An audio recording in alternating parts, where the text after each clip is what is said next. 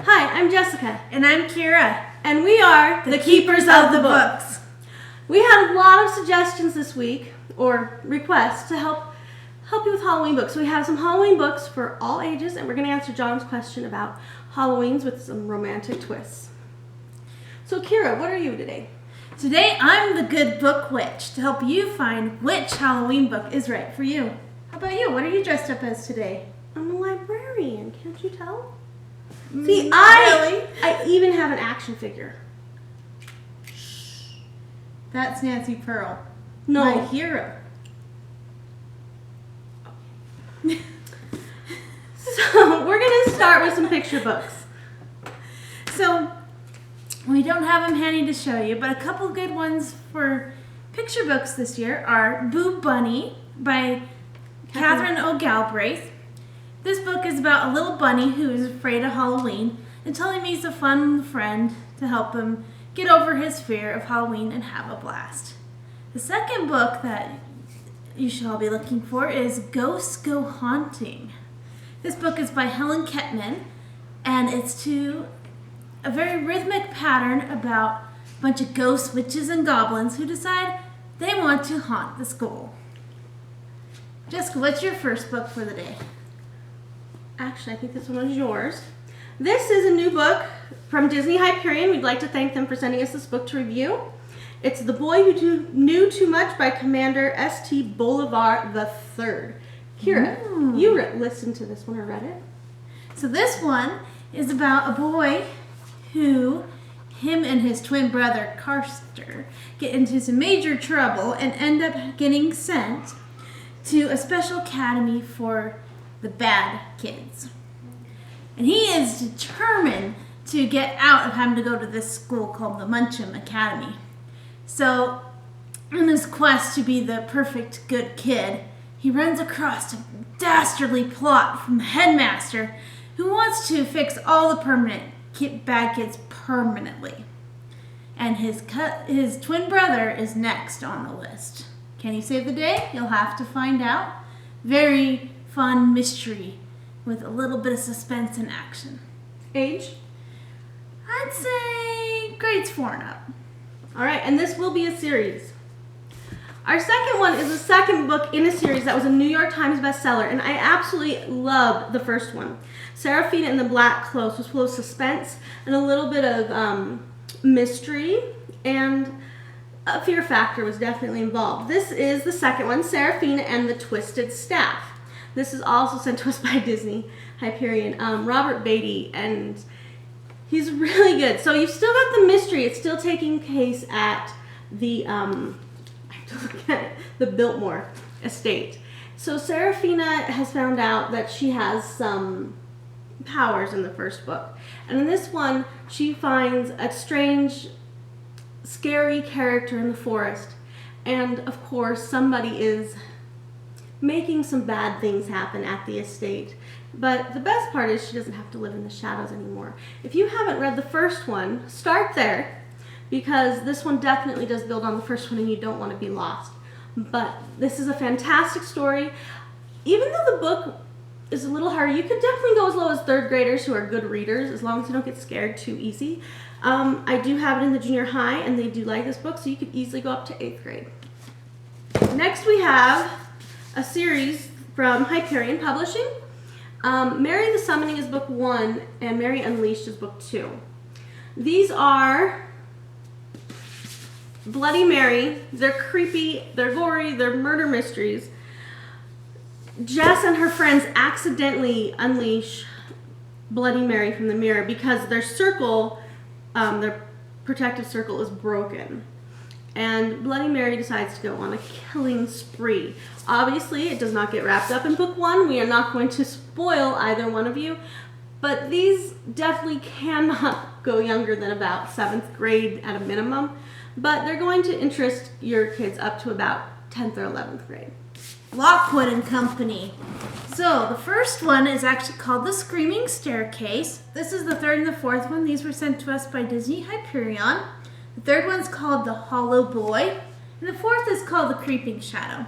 The next one is one of my favorites. It's been around for a while. The series is complete. In fact, she has done a spin-off series as well. Heather Brewer wrote The Chronicles of Vladimir Todd. My students still love this one, and it's still a favorite. I like it, well, a lot. Vladimir Todd is a boy. He's a vampire. He's in junior high. He's 13. He's being bullied. He accidentally made his best friend his drudge or his slave. And he does things like his aunt, he lives with his aunt because both of his parents were murdered. One was a vampire and one was a human, so he's only half vampire. But his aunt knows about the world he's from, and she'll send him to school with cupcakes filled with blood so that he can hide who he really is, and his bloodlust will be kept under control. Later on in the series, there is some romance. I find, even though this was, the main character's a boy, it was written for boys, girls really like this series too, just because it's well written and it's a fun read. This one is called 1,000 Nights by E.K. Johnston. In this book, it's a retelling of the 1001 Arabian Nights, but it has a very creepy twist. He has been possessed by a supernatural evil being. Great for definitely 9th grade and up. Dude, it doesn't have a lot of sexual content, but it is quite mature and has a lot of violence. So it's best suited for a little bit older age group. And that one does have a romantic twist involved. All right, this is our story by Ashley Elston. She's probably a quickly rising author. People really seem to like her books. This one was also from Hyperion. It comes out November 15th, so you can find it soon, but you won't be able to find it yet. You can pre-order it. There are 4 boys in the woods. They've all handled the gun. They've all fired it. One of them does not come back from the woods. There is a girl working in the DA office. Her name is Kate. So the story is told from 2 perspectives, that of the boys. And Kate is a 12th grader. She wants to find out what really happened, but she's being told by the DA that this needs to be swept under the rug for his political future. The boys' families are quite powerful and wealthy. She is determined to figure out who killed the one that died from the friends. So it's very suspenseful. It will keep you reading. It is, you could probably go down to grade 8 with this one, but this was written with probably high school students in mind, I would say. This one is called Shudder. It's by Faria Stolars. She has written a few others, so the author may sound familiar to you. In this book, Jay Connor is a photographer, and her paths cross with Julian. And Julian is accused of killing his parents. And as she gets to know him, she starts to think that maybe he didn't actually do it. Of course, there may be, because she starts having a little bit of feelings for him. As they start to delve farther into the mystery of his parents' death, things get dicey. Will they make it out? You'll have to find out in Shudder. Definitely an older kids book, older teen book. I probably wouldn't recommend it for below about 8th grade. An oldie but a goodie. The sequel did come out recently. Diviners by Libba Bray. 1926, you have Eve. She has some supernatural powers coming out. And you can notice that with an incident with a Ouija board at the beginning of the book, and she gets sent to live in New York with her uncle. Since it's 1926, you have speakeasies, you have gambling and all that kind of stuff involved here, alcohol. But in the murders, body parts are missing. It's very creepy.